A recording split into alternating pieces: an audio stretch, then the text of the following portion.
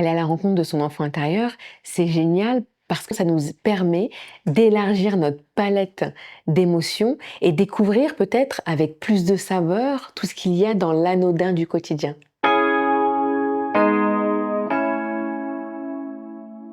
On peut retrouver différentes théories autour de l'enfant intérieur qui se rejoignent plutôt, mais finalement, moi, je le prends comme une possibilité d'avoir de nouvelles lunettes pour observer ce qui se passe en nous, au niveau émotionnel. Ça peut ne pas convenir à tout le monde, mais en tout cas, la proposition là, c'est d'aller découvrir tout ce qui est présent en nous et qui trouve assurément une source quelque part dans notre expérience.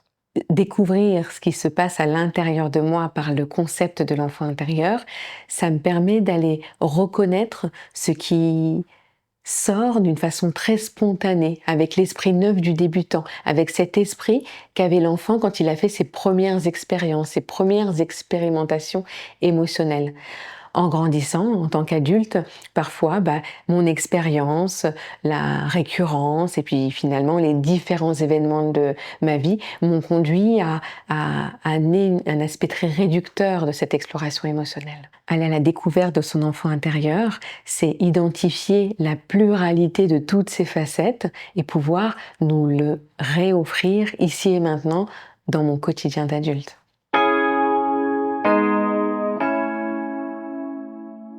En devenant adulte, on oublie toute cette partie spontanée, à fleur de peau, abrupte, mais vraiment reliée finalement à l'émotion sincère. C'est bizarre de dire émotion sincère parce qu'il n'y a pas d'émotion qui n'est pas sincère, mais en tout cas cette émotion au plus proche du moment où elle s'exprime. Quand on devient adulte, c'est comme si on avait mis une espèce de filtre ou en tout cas de distance.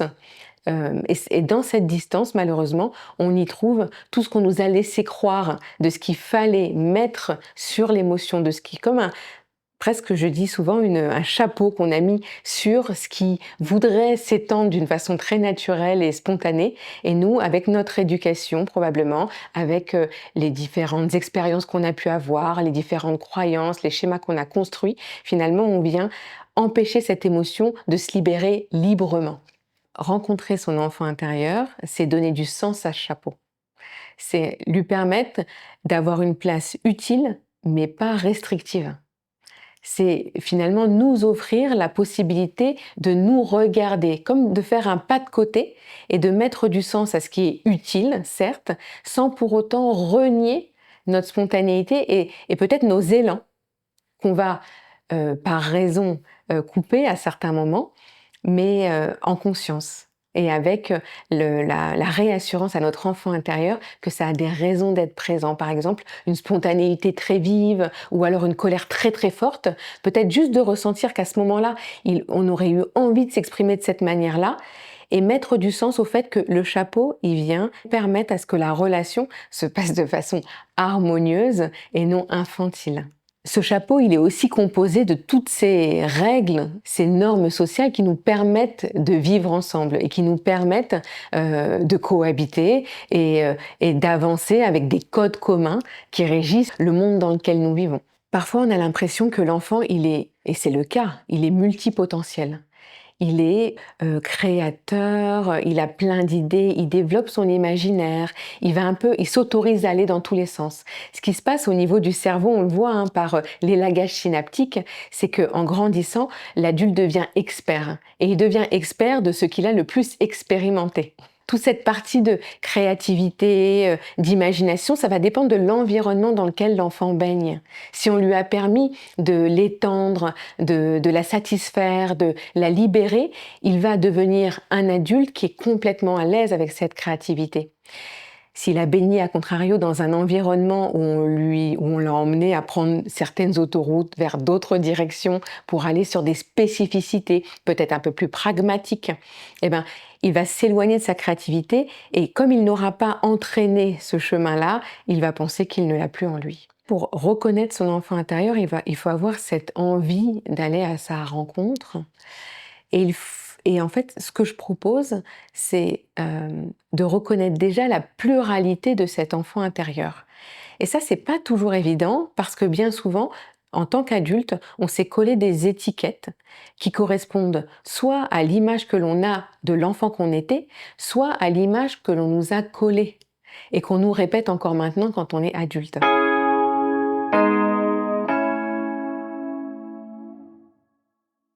C'est très courant de se trouver dans des situations de frustration, de se trouver en colère vis-à-vis de son enfant intérieur, parce qu'en tant qu'adulte, on va avoir une interprétation d'une situation passée en oubliant les ressources et les moyens que nous avons là en tant qu'adultes, mais qui n'étaient pas présents à l'époque pour cet enfant qui était vulnérable et complètement dévoué à son environnement. Pour accueillir son enfant intérieur, je propose au cours du programme la pratique du RAIN, qui est assez connue dans les pratiques de méditation de pleine conscience.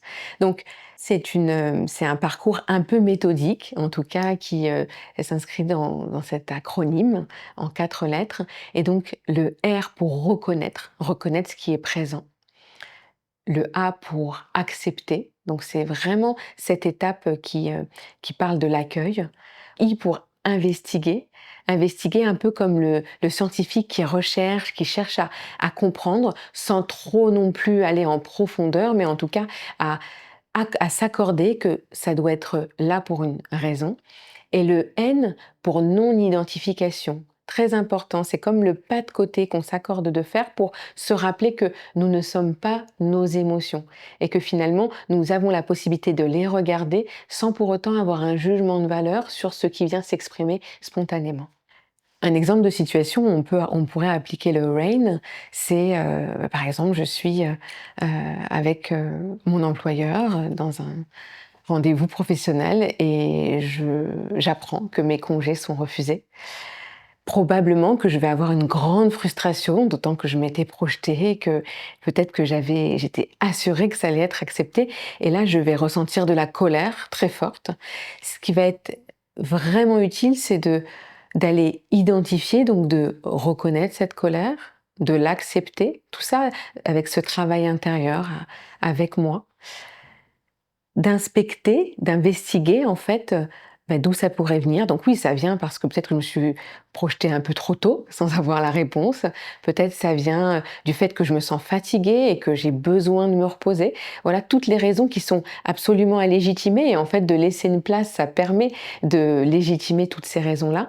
Non-identification, de reconnaître, enfin en tout cas là, vraiment d'admettre en tout cas que je ne suis pas cette colère et que je peux l'utiliser, je peux m'en servir pour avoir cette posture d'assertivité et pouvoir formuler une réponse complètement reliée avec cette émotion que j'ai ressentie, mais quand même adaptée à ma relation professionnelle avec mon employeur.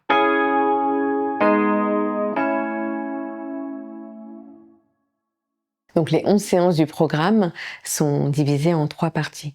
Une première étape pour déjà identifier et reconnaître son enfant intérieur. Une deuxième étape pour pouvoir accueillir ce qu'il est et l'accompagner dans ses expérimentations. Et une troisième pour le reparenter, une partie qui va nous permettre à préparer ce long chemin d'une rencontre qui ne finit réellement jamais avec son enfant intérieur. Ce programme de l'enfant intérieur peut ne pas convenir à tout le monde. Pour les personnes qui ont rencontré des événements assez traumatiques ou en tout cas des expériences douloureuses pendant cette prime enfance, je déconseille de l'aborder de façon isolée et éloignée d'un terrain thérapeutique. L'idée, c'est de pouvoir se faire accompagner d'une manière un peu plus individuelle par un thérapeute qui soit capable de travailler sur cette période de vie très sensible. Pour finir, je vous invite donc sur le programme L'enfant intérieur que j'ai conçu sur Petit Bambou. Et si le sujet de la parentalité vous intéresse, retrouvez-moi sur le podcast Être un parent. Merci, à bientôt.